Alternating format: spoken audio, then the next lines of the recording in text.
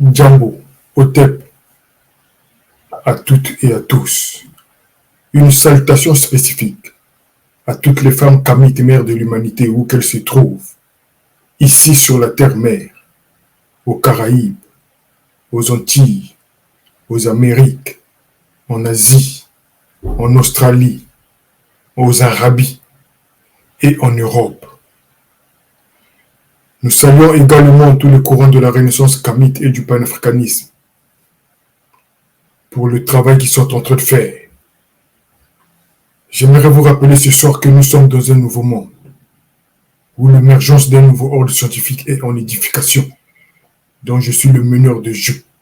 Je suis le pharaon Boutoubimbé. Nous sommes ici en kamitologie culturelle avec la thématique des iconographies kamites antiques. Et le cours d'aujourd'hui est le cours numéro 4. Il porte sur les yeux ouverts des iconographies. Mais avant tout, nous allons observer une minute de silence à la mémoire de notre sœur, de notre mère et de notre femme kamite qui a rejoint les ancêtres. Elle s'appelait Ewoudou Ekole. Nous demandons à tous d'observer une minute de silence à la mémoire de notre sœur.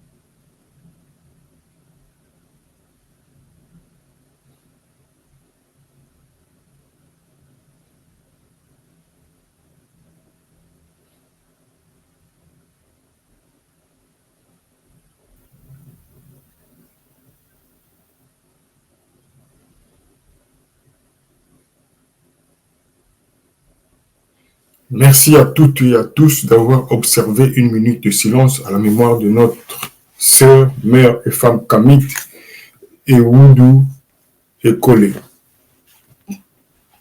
Que son cas soit vivifié.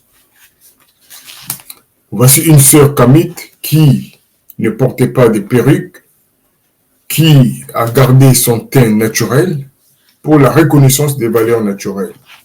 Voilà une kamite originale, voilà une kamite fière, voilà une kamite pure, voilà une kamite originale, celle qui a toujours gardé ses cheveux naturels et son teint naturel. Voilà une vraie femme kamite, une originalité. Voilà l'originalité, voilà ce qu'il faut pour nous, les kamites, les femmes pures, les femmes originelles, les femmes de caractère. À présent, nous allons passer à notre cours numéro 4, les yeux ouverts des iconographies. Comme nous le savons, nous sommes en train d'étudier le corps humain, Isis, c'est-à-dire l'iconographie Isis. Alors, le premier cours définissait ce que c'est une iconographie kamite. Et le deuxième cours s'attardait sur les analogies de l'organisation du corps humain et les institutions sociales et les institutions industrielles. Et le troisième cours portait sur la posture des iconographies, où nous avions vu la figure géométrie des iconographies. Et le quatrième cours d'aujourd'hui parle des yeux ouverts des iconographies. Alors, le plan du cours est celle-ci. Tout d'abord, nous allons faire un rappel sur ce que c'est une iconographie kamite. Après, nous allons aborder l'introduction de ce cours. Après l'introduction de ce cours, nous allons faire une interprétation ethnographique de l'œil humain. Et par la suite, nous allons voir le symbolisme de l'œil pour les institutions sociales. Nous avions pris le cas de l'institution politique. Et après, nous allons suivre avec le symbolisme de l'œil et les institutions industrielles. Et après, on verra une référence bibliographique s'il y en a. Et par la suite, nous allons conclure. Alors, d'entrée de jeu, nous allons donner une définition de ce que c'est une iconographie kamite. Nous avions mis en place 2 définitions parce que après nos recherches, il n'y avait pas une définition de ce que c'était une iconographie ou de ce que c'est une iconographie. Les égyptologues qui ont fait leur discours n'ont jamais donné une définition d'une iconographie kamite antique. Et donc, il fallait donner la définition de l'iconographie avant de procéder à l'étude des iconographies. Et donc, nous avons ici la première définition. Définition 1. Une iconographie kamite est une œuvre d'ingénierie, d'art visuel, constituée d'un ensemble d'éléments mathématiques, d'un ensemble d'éléments physiques, d'un ensemble d'éléments chimiques d'importance ethnique, représentant soit une corporation d'institutions sociales, soit une corporation d'institutions industrielles, soit encore des formules scientifiques ou des formules techniques, soit encore des personnalités héroïques. Toute iconographie est stylisée, c'est-à-dire est revêtue selon les besoins qu'elle satisfait. Et donc, pour savoir le rôle spécial d'une iconographie, il suffit de voir comment cette iconographie est revêtue, avec quel genre d'éléments ethniques elle est revêtue. À partir de là, on peut déterminer de quelle institution s'agit-il. Voilà, donc à présent, nous allons passer à la définition 2. Voilà la définition 2. Iconographie kamite. Définition 2. Une iconographie kamite est une œuvre d'ingénierie d'art visuel, comprenant un ensemble d'éléments rationnels d'importance ethnique et qui formalise une corporation d'institutions sociales ou une corporation d'institutions industrielles, ou encore des formules scientifiques, des formules techniques, ou encore des personnalités héroïques. Suivant ces 2 définitions, il faut souligner que les conceptions iconographiques sont des savoir-faire ingénieux. Ils n'ont rien à voir avec la réalité religieuse, parce que les études des détails ou des éléments constitutifs des iconographies sont en train de nous montrer les caractéristiques et les particularismes scientifiques et techniques de ces éléments. C'est pourquoi nous disons qu'aucune iconographie n'est religieuse, qu'elles sont toutes des conceptions scientifiques et techniques. Et donc, les égyptologues arabes et occidentaux sont des imposteurs. Nous ne savons pas sur quelle base exactement ils se sont fondés pour dire que les iconographies sont des conceptions religieuses. On va continuer avec l'introduction. Aujourd'hui, nous allons aborder la thématique des yeux ouverts des iconographies. Les yeux ouverts des iconographies kamites. La première étape consiste à faire une interprétation ethnographique de l'œil humain. Cette interprétation va nous permettre de saisir dans un langage ethnographique et kamitologique la définition exacte de ce que c'est l'œil humain. Et par la suite, nous allons faire de rapprochements avec les institutions sociales et les institutions industrielles. Nous nous intéressons dans un deuxième temps au symbolisme de l'œil pour les institutions sociales. Pourquoi les iconographies kamites ont les yeux ouverts dans le cadre des institutions sociales? Nous allons répondre à cette question, sans exception aucune. Et dans un troisième temps, nous allons voir les rapports de l'œil ouvert avec les institutions industrielles. Et enfin, nous verrons une référence bibliographique, si l'on existe vraiment, puis nous allons conclure. Et par conséquent, nous allons nous attarder dans ce cours numéro 4 sur les yeux de l'espèce humaine. Car les yeux des espèces humaines ne voient que lorsqu'il y a la lumière. Mais les yeux les plus remarquables de toutes les espèces humaines sont les yeux des kamites, parce que les yeux des kamites sont spécifiques. Et donc, voici, ici nous abordons l'interprétation ethnographique de l'œil humain.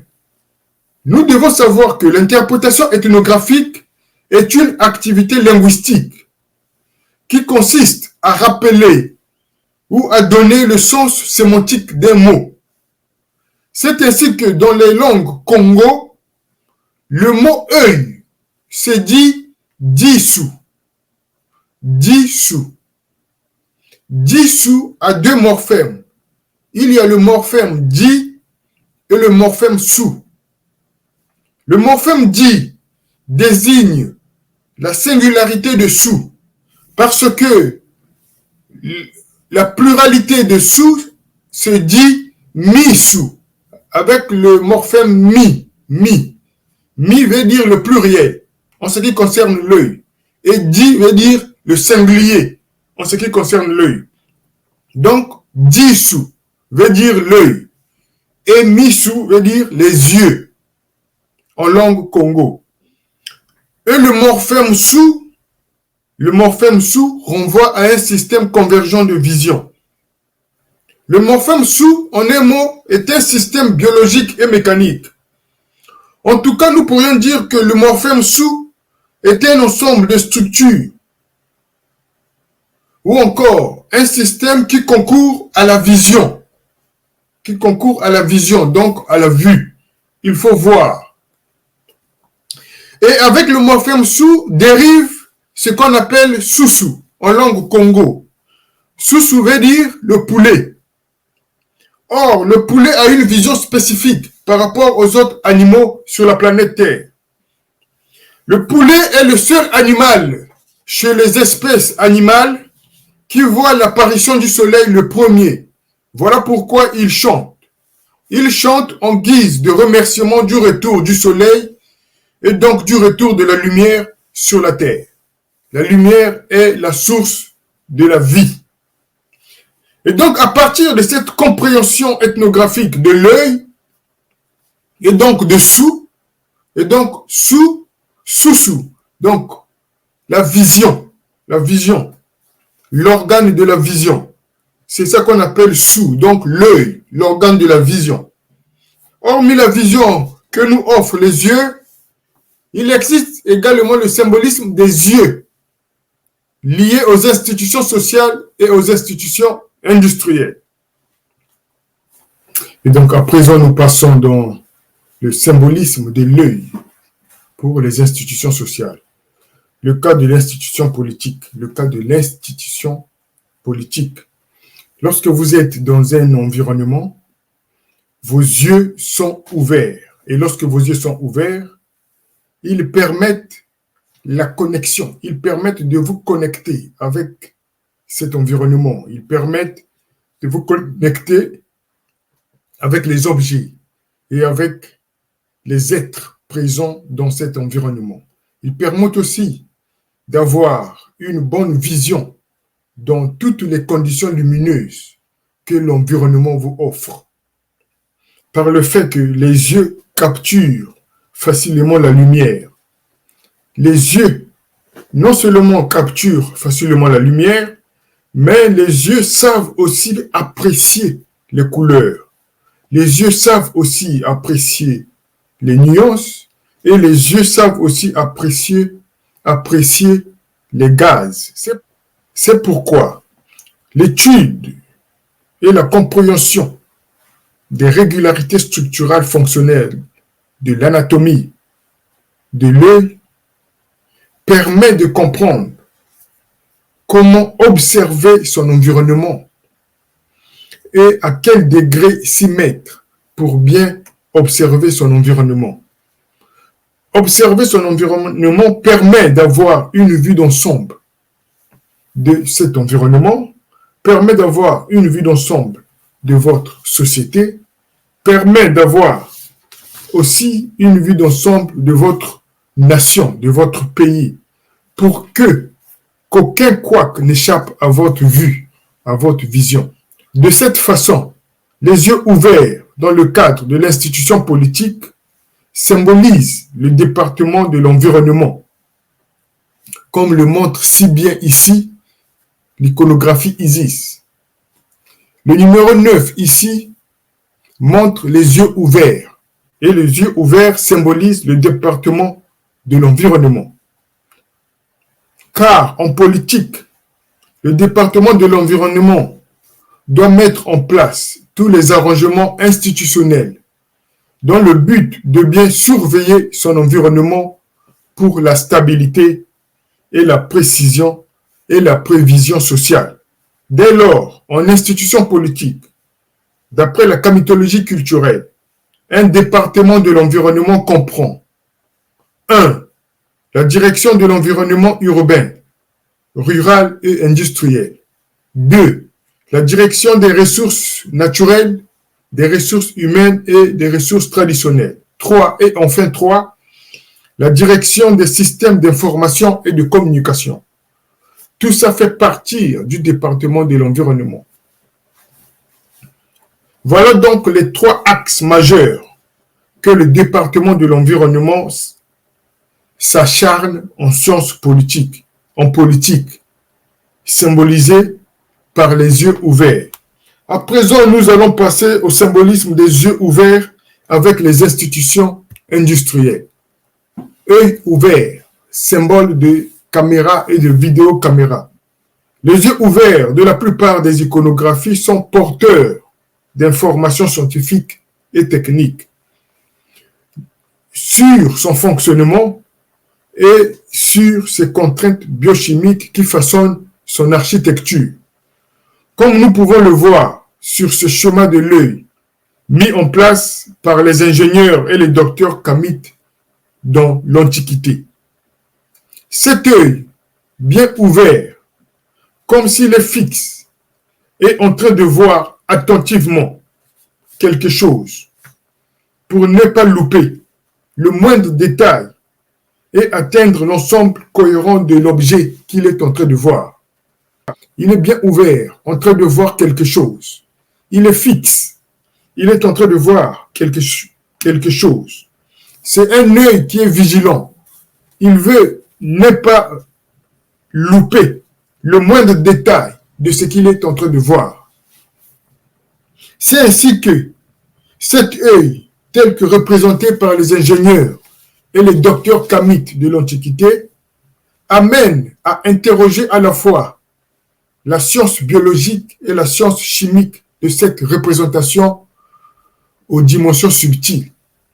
Car la façon dont il est représenté montre très bien qu'il est en train d'observer quelque chose sérieusement. A posteriori, par le suivi des observations kamitologiques, les iconographies kamites, toutes avec les yeux ouverts, montrent qu'il s'agit bien d'un même regard. Or, l'œil a une structure apparemment complexe. À partir de cette structure, l'examen ethnographique de son anatomie indique qu'il y a une relation entre l'œil et le cerveau. Dans l'œil humain, il y a un organe qu'on appelle le nerf optique. Le nerf optique a pour fonction de transmettre au cerveau les informations visuelles que l'œil capte. Et le cerveau, à son tour, transforme ces informations visuelles en images. Il en est de même au principe de fonctionnement de la caméra. La caméra est dotée d'un objectif qui ressemble à l'œil. Cet objectif capture la lumière et l'image. Puis, la lumière et l'image sont transformées en signaux lumineux avant d'être transmises à la pellicule. Une fois transmise à la pellicule joue un rôle équivalent à celui du cerveau. C'est-à-dire, la pellicule transforme les signaux lumineux en images sous forme de pixels. Et avec les pixels, vous pourriez faire vos photos. Vous pourriez imprimer vos photos.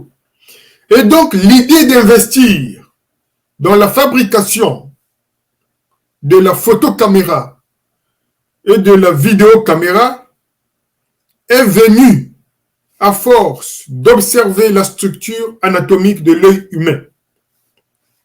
Et les premiers hommes sur la planète Terre d'avoir compris cela, ce sont les Kamites. Voici donc comment les Kamites ont représenté les caméras symboliquement. Et donc, nous avons ici les caméras de vidéosurveillance autour de Osiris. Dans cette image, il y a deux caméras représentées. Une à gauche et l'autre est à droite. Cette image illustre la présence de deux caméras de vidéosurveillance. Dans nos investigations sur les iconographies, nous avions dit que Osiris représente la corporation d'industrie de télécommunications. Nous avions dit Osiris est une corporation d'industrie de télécommunications. Et les industries de télécommunications construisent des satellites. Et a posteriori, Osiris est la représentation du satellite. Et nous savons tous que chaque satellite est équipé d'un système de vidéosurveillance et de détection. Et donc, les satellites sont équipés de vidéosurveillance. Ici, l'iconographie de Osiris montre très bien les deux vidéos de surveillance qui sont les yeux ouverts. Et donc, lorsque nous allons étudier ethnographiquement cette iconographie de Osiris, c'est là où vous allez comprendre exactement que c'est une représentation de l'industrie de télécommunications. Et donc, à présent, nous allons passer à la conclusion, aux références bibliographiques, si l'on existe, sur les iconographies kamites antiques, sur l'interprétation des iconographies kamites antiques. Il faut savoir que jusqu'à présent, il n'existe aucune référence ethnographique sur l'étude ethnographique des iconographies kamites antiques. Et donc, en conclusion de ce cours numéro 4, nous dirions que il faut donc des études sérieuses, à la fois au niveau de l'anatomie et la géométrie de l'œil, pour arriver à saisir plus finement sa structure et son fonctionnement, afin de les intégrer dans les institutions sociales et dans les institutions industrielles. Parce que les vidéocaméras ou même les caméras photos sont des outils indispensables à la surveillance, à la sécurité et à la protection des personnes et des biens. Ces outils sont aujourd'hui utilisés avec succès dans le monde entier, dans les entreprises industrielles et dans un environnement institutionnel. Et aussi, il faut le dire, dans tous les secteurs les plus divers. Aujourd'hui, par exemple, dans l'industrie de guerre, les drones sont équipés de différentes caméras et détecteurs pour trouver des personnes et des engins de guerre sur un terrain. Dans l'industrie informatique aussi, par exemple, l'industrie informatique produit des ordinateurs qui sont souvent équipés avec des écouteurs et des caméras. Aujourd'hui, les automobiles, comme les équipements médicaux, sont équipés de caméras et de vidéocaméras. Et en définitive, nous dirions que les caméras et les vidéocaméras sont des outils indispensables aux institutions sociales et aux institutions industrielles, ainsi que dans les milieux sociaux dans ce temps moderne. Il faut donc des études appropriées de l'œil humain ainsi que des yeux des autres animaux pour pouvoir comprendre et saisir la structure de l'œil et son fonctionnement. C'est à travers ce mot que ce cours 4 se termine. C'était la camitologie culturelle. Qu'est-ce qu'une iconographie? Le cours numéro 4, les yeux ouverts des iconographies, avec le pharaon Boutou Bimbene. Vie, force, santé. Djambo. Otep, Otep, Otep.